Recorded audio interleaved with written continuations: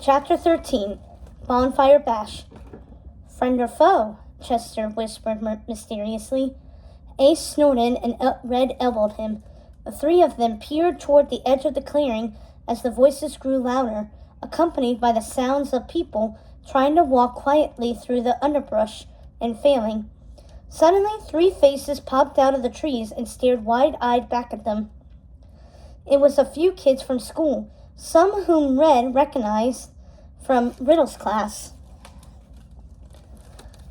"Hi," Chester called. "Hey," the first one, a girl said. "Is this the—" She stopped short, staring open-wide at Red. All at once, she turned around and waved her hands frantically at the others. "Go!" she hissed. "You were right.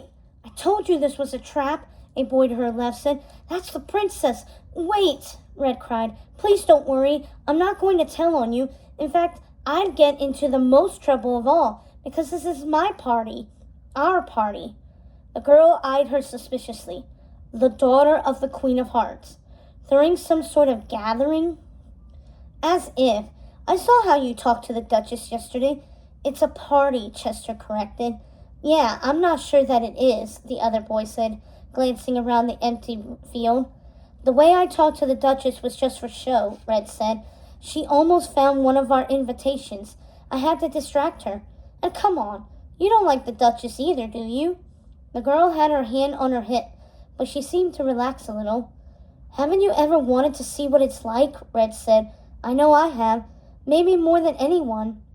Ace patted the boxes next to him on the log. "At least come eat some pizza. It's getting cold and we have so much." "Okay," the girl said slowly. "We'll have some pizza. That's all. No funny business." Red couldn't be disappointed. She'd gotten them to stay.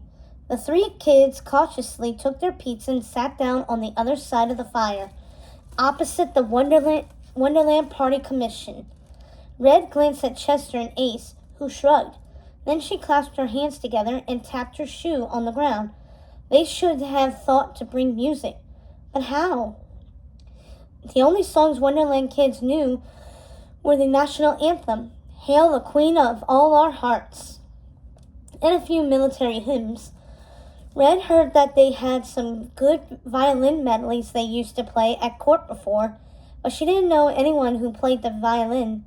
Music, like sugar, was discouraged in Wonderland. Earworms, her mother called it. "So," Red started, trying to think of a conversation starter, but Ace interrupted her. "Look, there's more." Sure enough, other figures were emerging from the trees. Kids from Red's science classes, croquet, etiquette. Some stared at Red, but as soon as they saw the free pizza, they went for it. The clearing was getting dark enough, even with the lanterns, that many didn't notice her right away in any case. "There's so many," Chester said. "I can't believe it," Red said softly. "They really came." An odd feeling tugged at her chest. She looked around at the Wonderland kids, tearing into the tolerable pizza and breaking off into little groups to talk. Some sat on the ground, some stood near the fire. Though they still glanced over their shoulders every few minutes, something about their posture looked more natural than their robotic stiffness. For the first time in her life, Red caught herself feeling something for her fellow Wonderlandians. Maybe pride wasn't the word. Not yet. But they'd be surprised. But they'd surprise her. They tried. "So this is a party?" one of the girls said to Red and Ace. The Wonderland Party Commission was doing its best to mingle, trying to bring up the energy in each little group.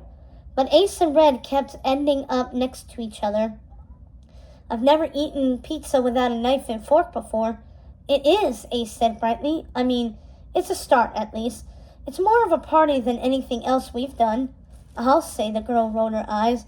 "Those parties make me want to scream." "Really?" Red said. This particular girl was a fixture at all the parties, known for being expertly dull. "I always thought you liked them. There's a difference between being good at something and enjoying it." Red cleared her throat and thought of the way she'd silenced the Duchess and the Frog Butler so effortlessly. "Yeah, I guess that's true. Ace tugged her elbow as they stepped toward another conversation. Red, I don't know if our pizzas are going to last. People are looking hungry. It was true. A group of kids were standing around the log with the food, rifling through some of the empty boxes and crusts that had been left behind.